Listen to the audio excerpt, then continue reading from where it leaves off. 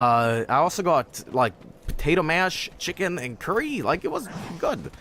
But I don't know. Maybe American airplane food is different than not the Norwegian, Scandinavian flight that I took. But yeah, this was all right, and it actually filled me up a lot. Yeah. Was the bread fluffy? Yes, it really was. The whole plane smelled like fresh bread.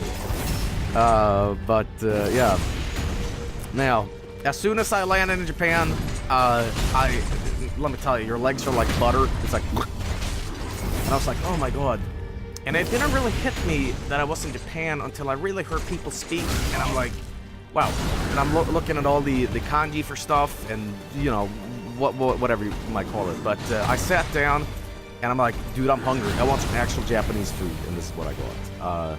This is my first time eating udon noodles, and actual tempura. Really good stuff.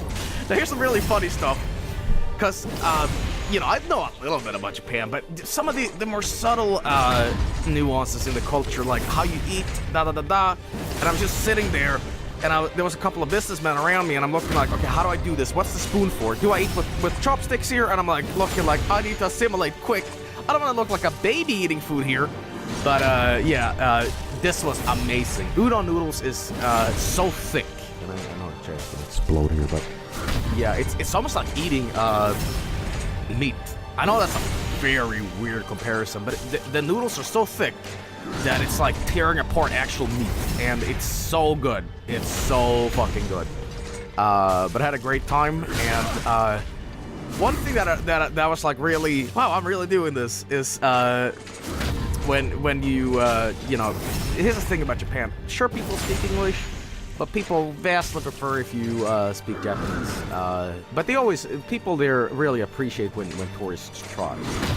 And you better believe I tried my crappy Japanese, because when I was finished with this, there's a thing, you can always say, you know, arigato gozaimasu for the food, but I went the extra mile.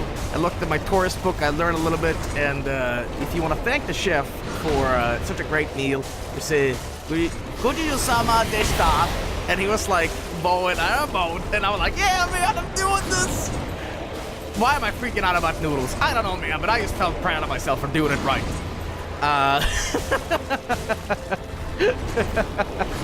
But yeah.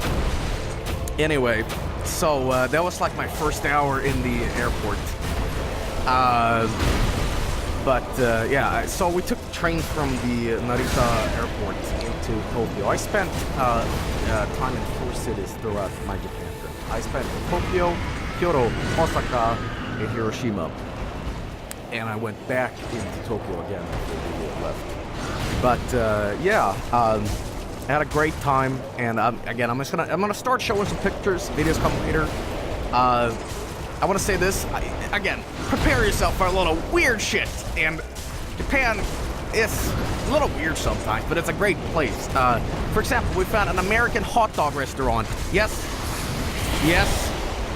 Well, you know it. You better believe it. Oh, hang on, let me see if I can pull this picture up.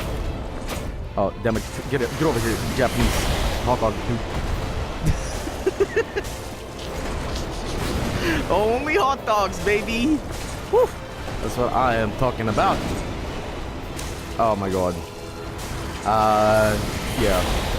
Now, why would this hot dog man eat himself, essentially? He's basically lubing himself up for some reason. I'm not gonna ask. Found a couple of these, little weird bikes, by the way. Foldable bikes, that's right. Useful, I suppose. A lot of weird stuff that I was fascinated with.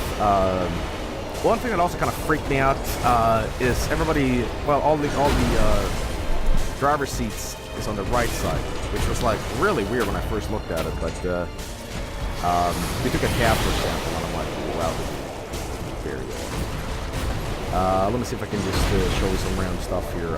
This is just a random street. It's one street out of nowhere. No particular reason I'm showing you this, but figure it out. Let me see this. But yeah, here we go. I will say this too about Japan. The streets are very, very clean. There's barely any cigarette butts or any trash on the floor. Or floor.